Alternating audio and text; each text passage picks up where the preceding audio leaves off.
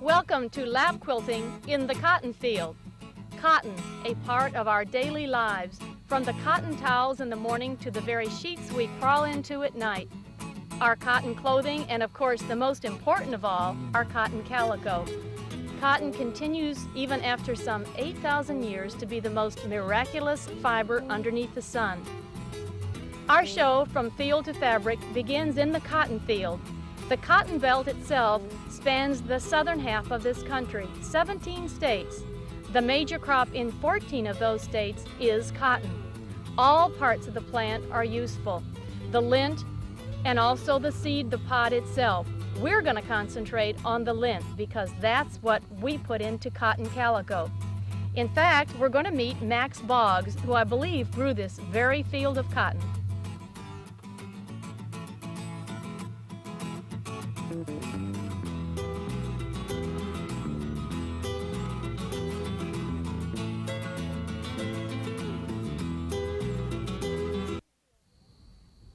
We are in the field here with Max Boggs. Max, thank you for letting us share some of the time here in the field. I suppose you think it's funny for someone that is a city girl to be this excited with what you probably consider a very natural process, but it really is exciting. And we see all stages of the cotton here. And explain to us a little bit about the growing process.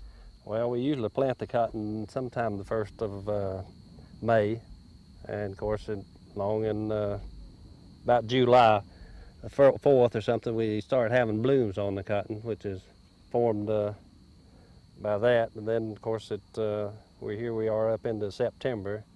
We start defoliating to get the leaves off of it, where we can get the cotton open well enough to where we can pick it. A spray that you put on here, and that's why it looks kind of sick right now, but the green is gone. We have tried to get the leaves off of it. We hadn't been quite as successful as we have some years, but yeah, it's done a pretty good job right here. You probably didn't notice, but in the corner of my cotton boll quilt, I had some little varmints running around. Those were boll weevils, and do you still have problems with those in the field? Well, we don't really have any boll weevil problem here in this particular area now. We've had an eradication program going on now for the 4th year, I believe, and pretty well they've done a real good job. We've eradicated the boll weevil, but we still have a few other pests, the boll worm and so on, but not the weevil. And then you also, now you have to worry about grass growing in between the plants. That's something that takes you back into the field repeatedly. That's right. We have the same problem year after year. Of course, we have some sprays that does a real good job of keeping it down to a certain point, but we still have to plow it and cultivate it throughout the year, several times usually. And now you time it just right so the big trucks come in and take it off to the cotton gin. That's right. We pick it with mechanical pickers, and of course, then it's carried to the gin and processed, and from that to the warehouse, and that to the mill.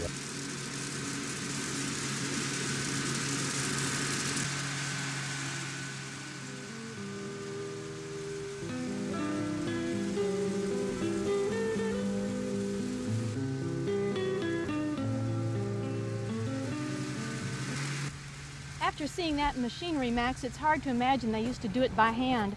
I have an authentic cotton picking bag. Look at the length of that thing. Now, have I got it right? Is that what happens? That's right. That's the way right over the shoulder. Used. Fling that back with both hands, right? That's right. Oh boy. That is a job too. My but back believe already... it or not, they do it in other countries. Still do the same way right there. That's where the majority of it's picked. And it seems to me you'd leave the field just like this all day, right? I mean, how do you stand up again? Well, it's a back-breaking job. I can tell you. That's what even the kids, we despise to pick cotton because it hurts your back. And how much cotton can you pick in one day? Well, on average, about 200 pounds was what the average person would pick. But some people could pick 300 to 400 pounds, but they really had to scrap for it. And there'd be someone at the end of each row, or you dump this into something? Well, they have a sheet that they pour that out on, and then they empty it and go right back and pick it again. Just and turn at the end around? of the day, they weighed it up to see how much you had picked. After that cotton is picked with the giant machinery, it goes off to the cotton gin. All right, Max, we are here in the cotton gin. It's come in from the fields, and now what happens? Well, after we get it here, they pull the wagons in, and of course most of the wagons have 5 to 6 bales per wagon. And we suck it off, pull it through and dry it, pre-clean it to get the majority of the trash out, or what we can. And a good bit of it has a lot of leaf and first one thing or another in it. And then it comes down to this process right here into actually the gin stand itself. And of course the lint and the seed are separated right at this point. The saws come through the ribs there in the cracks and picks up the lint, carries it to the back side, and is doffed off. And then once the seed is clean enough, it drops straight through the bottom, drops out away from the rest of the seed in this area. And that's basically all there is to a gin. It just, one process just continuously does that right on through. Okay, now fairly simple technique. There's not an awful lot to it. Now when you say lint, you're actually referring right, to the cotton itself. Cotton lint, that's right. Well, we thank you so much, and we know without this process it would take a lot longer, and well, yeah, we've got Mr. Whitney to thank for that. Well, and, that's right. I think I've heard my father say that he can remember when they sat around the stove in the wintertime and picked it out with hands. I'd hate to have to start doing that now. Oh, no, no, we wouldn't want to do that. Yeah, well, so we have advanced a long ways, but still we have basically the same technique that they used years ago, and separating the seed from the important thing is that it works, right? It works. From the cotton gin, the bales go off to the spinning plant, where the cotton will never look the same again. We visited a yarn manufacturing plant in Ranlow, North Carolina, right outside Gastonia. The process begins with a laydown of cotton bales. It comes into the plant graded in tight, heavy bales weighing between 500 and 600 pounds, and is then graded again. The cotton is in various shades of white, not unlike my white-on-white muslin sampler. A blending machine runs slowly along the top of the row of bales, plucking tufts of fiber from each one. These fibers are collected, they're mixed, and then tumbled into a large chamber. It takes about 21 hours to mix a stack of bales. In this chamber, the fibers are fluffed up and impurities are removed. Cotton with different properties thus are blended to obtain uniformity and to maintain constant yarn quality. Next, the fibers are carded to create parallel lines which add strength and further clean the fibers. This is done by a machine with thousands of teeth. The result of this carding process produces a thin web which is drawn through a funnel-shaped device and then becomes a sliver. At this point, the cotton is coiled into a rope so that it will not get twisted. This particular cotton came from California and Texas and arrived by rail and truck. Imagine this whole process is untouched by human hands. At one point, 36 different cans are fed into one lap. A super lap is thus created.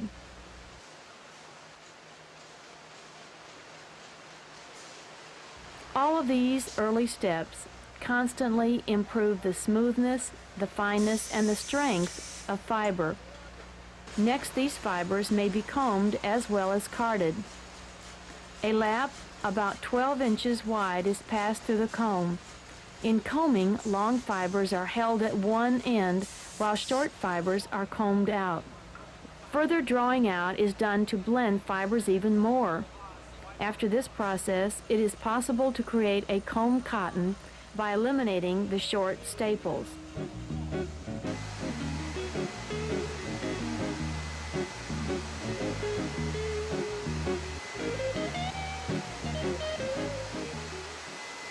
At the next plant,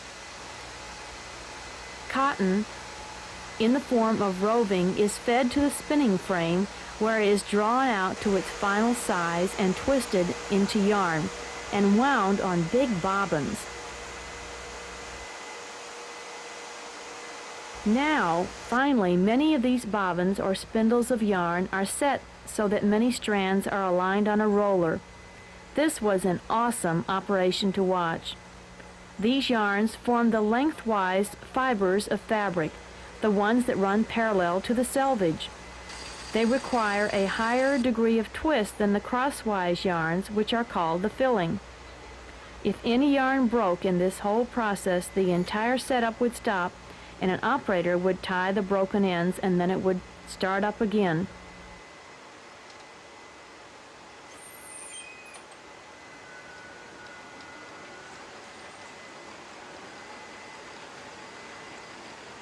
Slashing is the next step, and that is where the cornstarch is applied to all of the warp yarns. The starch acts as a sizing agent and gives the yarn strength. Just the right temperature is required so that the warp dries before it is rolled again, or it might mildew on the roller.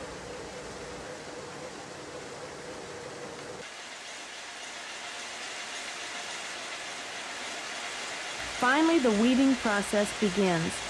It was very noisy, so we all had to wear earplugs, but what we saw was just incredible. We saw over 200 looms in full operation in one room.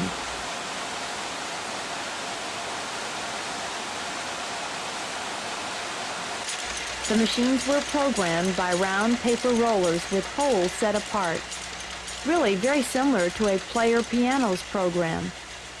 The filler yarns were fed into the enormous warp rollers in a gyrating motion.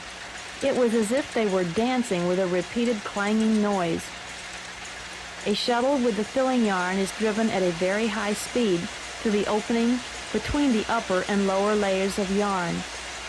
The yarns reverse, and then the filler shuttle is driven back again. And down below, out comes fabric, the gray goods.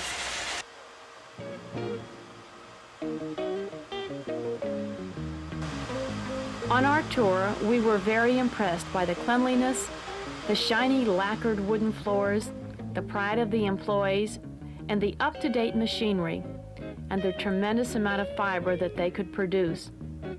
There was a whole new vocabulary to learn and understand. Slivers, roving, blending, superlap, it just went on and on. And as for the end products, did you realize that some fabrics are named for how they were used? For instance, cheesecloth was used to wrap cheese. Hop sacking is a cloth used to collect hops. Tobacco cloth is a very thin cotton used as a shade covering for growing tobacco plants. Why, even Batiste fabric got its name from Jean Baptiste, a French linen weaver. We really enjoyed our visit to both the spinning and the weaving plants that day.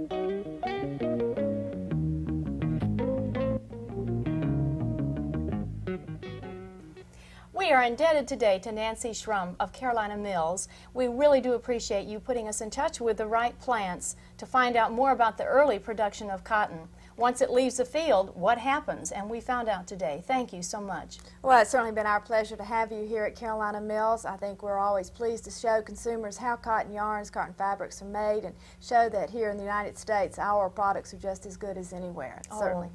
Those are good words to our ears. Of course, having fun with the cotton motif has given me the idea of putting that idea into a whole quilt, and we learned how to do this last week, and I wanted you to see this, how we can use that end product, the fabric, the calicos, and make a quilt. I took an enlarged motif and put it 4 times on the surface of the quilt, and then went one step further. And this I will not have this year. It's traveling the country, and I wanted you to see it. Oh, this is beautiful. In Houston, Fairfield Processing previews a garment fashion show, and Donna Wilder will be carrying this around the country. And it's not your, well, maybe you'd say, maybe this is what you would wear to your party, right? Right. But it is, I call it that cotton picking garment, and had a lot of fun doing it. Okay, explain a little bit to us how you did the blue in the legs. Well, I wanted, of course, to use cotton fabric, and the yellow represents the sunshine, the purple is the ground, and the green the plant, but the blue is the Carolina blue sky reflecting off the pods in the fields, of course.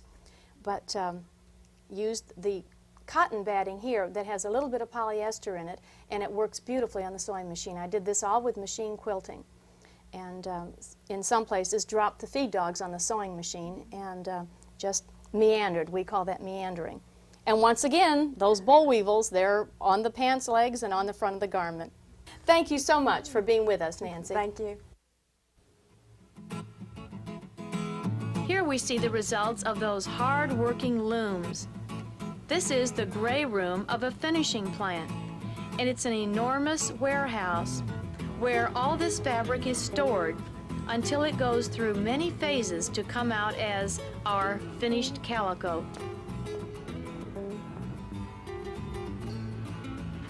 Fabric comes into the warehouse in two forms, either in bales or rolls.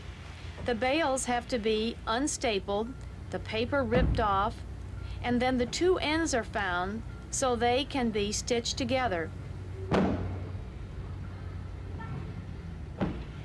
All this fabric needs to be unfolded, stitched together so it goes in one continuous piece on pulleys that are attached to the ceiling.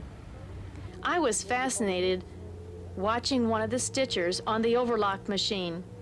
I kidded him about messing up, and he said he didn't dare do that because his color of thread was blue and they could trace it back to him.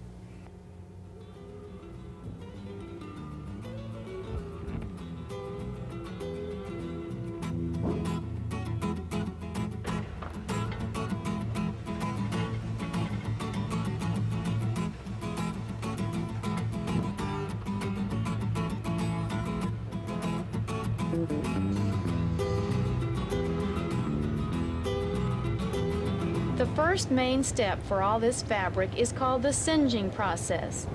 It's a combination of caustic scouring and peroxide bleaching. All this fabric enters this process at about 200 yards a minute. This is part of the mercerizing process also. From there, the fabric is drawn. The width needs to be set. This process requires a very high heat, as high as 390 degrees. And once again, it's going very fast, 200 yards a minute. The fabric is then rolled onto big containers, where it waits in what is known as the white room.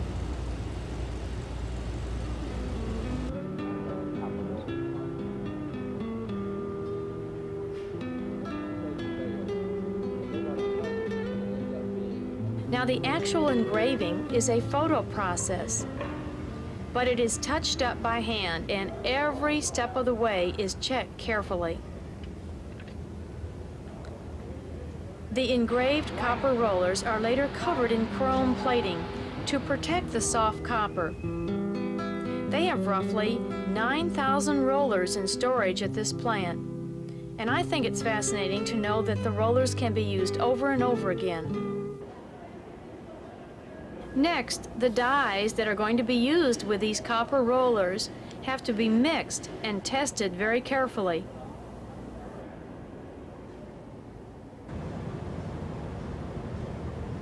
Now to the actual printing. On the side, each gear represents a copper roller and a different color.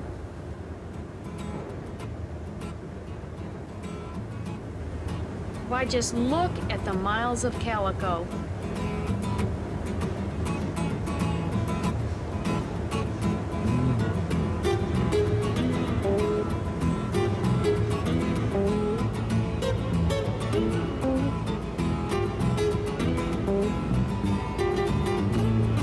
We had a special treat at the finishing plant that day.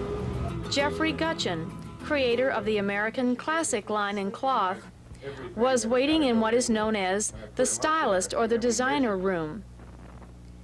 He was anxious to see the first run of his new fabric. What do you got? This gives him a chance to examine a new collection until it's perfect. Coming right along. What is this, the second or the third pass? Third pass. Third pass. Got to be done any second now. Well, I think you're doing all right in the blotch, and I think you ought to maybe come a half a step fuller in the rose color on the flower, and back off a hair on the leaf, on the gray leaf. But I think that the colors are all right, so let's just change the percentages and give it another run. All right, sir. Okay? Wanna give me a rip on that?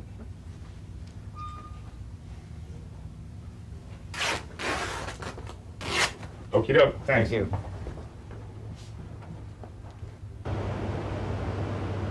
The fabric is cleaned and special finishes are applied for softness and shrinkage control.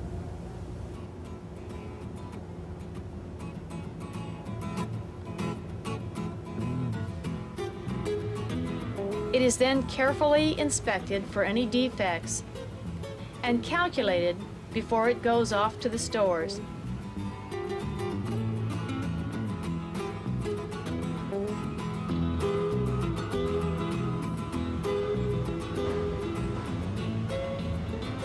After our tour, we spent a few minutes with Jeffrey Guchin.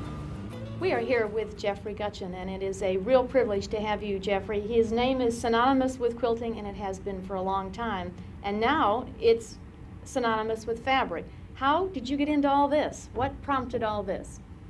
People used to ask me where I got the fabrics that I used in the quilts I made, and ultimately they asked me so long and so hard that I decided the best thing to do is just produce them and make them available generally.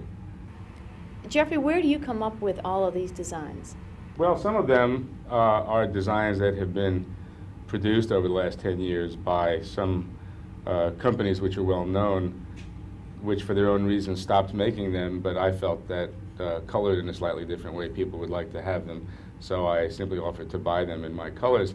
In other cases, such as this one here, this tulip is from the Baker Studios of London, year 1895, by a designer named Voisey.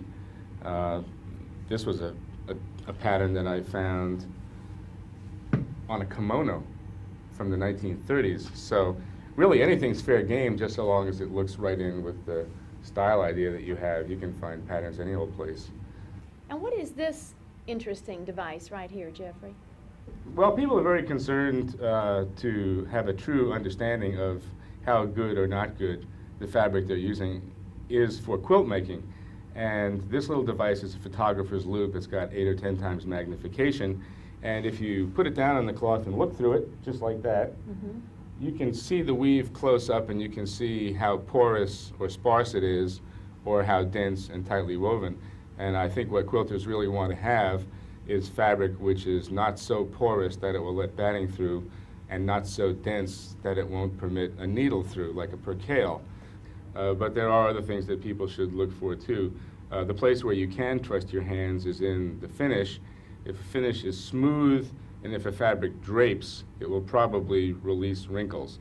One thing you can do is actually adulterate the stuff and squeeze it, let it go, and then see whether or not the wrinkles come right out with that kind of use.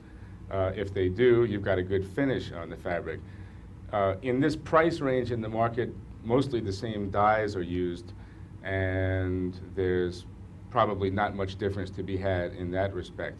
So I would think the quality of the weave, the quality of the finish are really the primary things, and as far as the color, you get what you like, but even if you don't like the color, the same dyes are being used anyhow. That's about the best I can tell you. Well, do you think it's important to actually count the number of in that square inch or whatever? No, How many? no, the actual number is not important. It's the denseness or sparseness of the weave, which you can tell by looking. If you see really big holes, it's sparse. Right. If you see teeny weeny holes, it's maybe a little bit too close for comfort. But folks, if they try that using this guideline, they'll know what I mean. Okay. And what about pre-washing? Do you think that's important for a quilter? I think if a quilt is going to be used and washed again, then it's important to pre-wash it. I think if it's going to become a wall hanging, never get dirty, and never have to be washed, that there really is no need to do it. Do you have any hints on color for us as quilters? Do you have anything that can, a lot of times that's the one thing that will hold a quilter back. She'll say, oh, I just can't figure out color, so I won't make a quilt. I'm not going to dive into it. Do you have anything to tell them? I mean, well, I do actually. I'm telling tales out of school, but my maxim is not less is more. My maxim is more is better. People put down 1 or 2 colors and are looking for them to somehow be compatible, and when they add a third, if it doesn't go with the other 2, they get frightened and back off. Whereas if they kept on going forward and added a 4th and a 5th, right, eventually they would all blend together like a stew. It's that threshold of inhibition like where they stop and say, oh no, yes, rather than go forward and say, oh yes, right, that they have to get past. Right. And once they do that, it's a whole different Go ballgame. ahead and be brave. Sure. Jump off the deep end. Have Anyhow, some what if fun. the fabric doesn't bite? It's not No, gonna that's right. And rear up besides, and- we want you to buy a lot of it, right?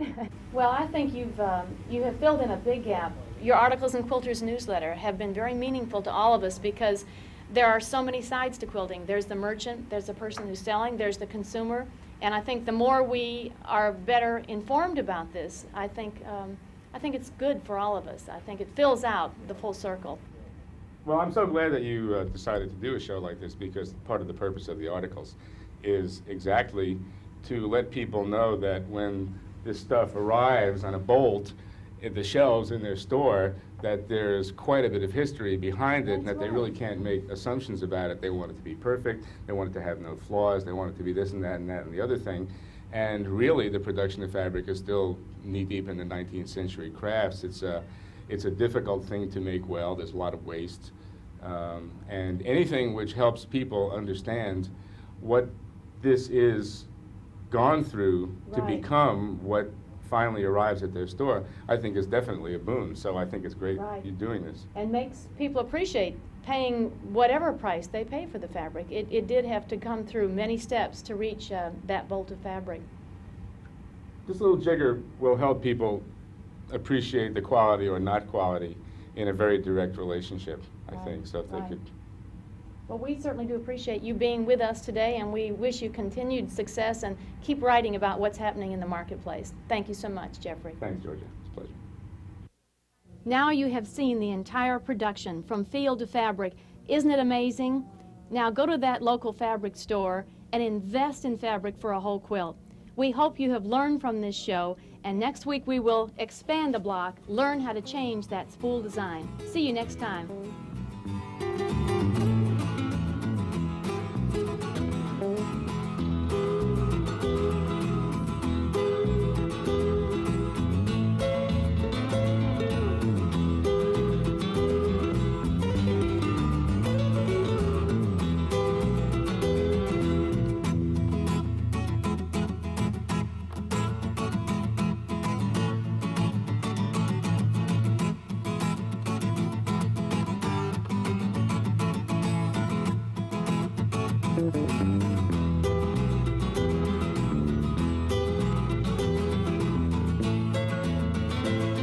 Lap Quilting with Georgia Bonesteel is made possible by grants from Family Circle, the world's largest selling women's magazine. Ginger Incorporated, makers of scissors and shears for home and industry. And VIP Fabrics, a division of Cranston Print Works Company, America's oldest textile printer.